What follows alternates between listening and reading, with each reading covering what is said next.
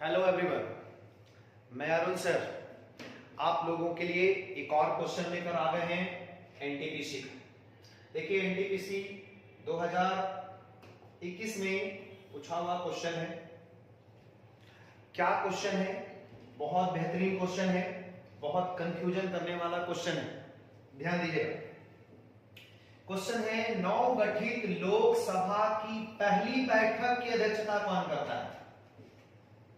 Question है लोकसभा का जब नया गठन होता है उस वक्त जब संसद की लोकसभा की पहली बैठक होती है उसकी अध्यक्षता कौन करता है? तो ऑप्शन है कार्यवाहक अध्यक्ष, राष्ट्रपति, प्रधानमंत्री और अध्यक्ष। अध्यक्ष को स्पीकर बोलते हैं, कार्यवाहक को प्रोटेम स्पीकर बोलते हैं, अस्थायी अध्यक्ष बोल सकते हैं।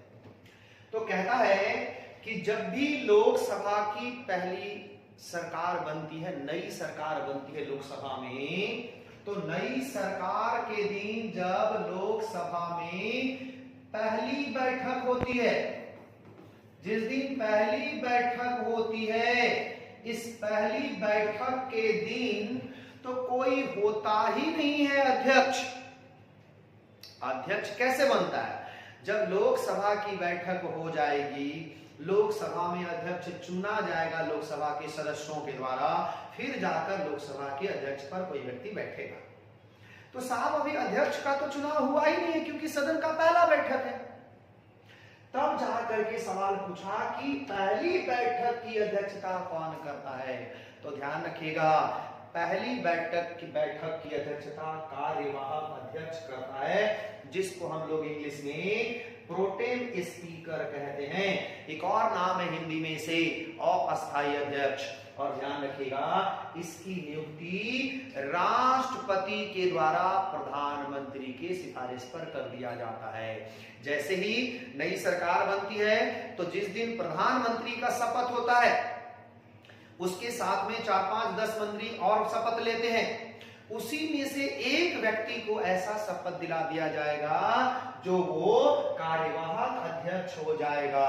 और यही कार्यवाहक अध्यक्ष जब सदन की पहली बैठक होगी, इस बैठक में जितने भी सदस्य आएंगे लोकसभा के, उन सभी सदस्यों को सबसे पहला काम शपथ दिलाना है इनका, क्योंकि लोकसभा में शपथ होती है सभी नए सदस्यों का। तो जो नए सदस्य हैं उनके शपथ दिलाने का काम प्रोटेम स्पीकर। और जैसे ही शपथ हो गया, शपथ होने के बाद अध्यक्ष का चुनाव होगा और जो पहला अध्यक्ष चुना जाएगा लोकसभा के सदन में, वही व्यक्ति फिर अध्यक्ष के पद पर बैठ जाएगा और कार्यवाहक अध्यक्ष पद छोड़ देगा। क्वेश्चन पूछता है कार्यवाहक अध्यक्ष कौन नहीं हो सकता है? तो ध्यान रखिएगा, मंत्री पद पर बैठा हुआ व्यक्ति प्रोटेम स्पीकर नहीं हो सकता है। जो मंत्री है, जैसे मान लीजिए अमित शाह गृह मंत्री हैं, ये व्यक्ति प्रोटेम स्पीकर नहीं हो सकते हैं। रक्षा मंत्री प्रोटेम स्पीकर नहीं हो सकते हैं। यानी कि एक आम लोकसभा का सदस्य जो मंत्री पद पर नहीं है, वो व्यक्ति प्रोटेम स्पीकर हो सकता है, कार्यवाहक अध्यक्ष होता है।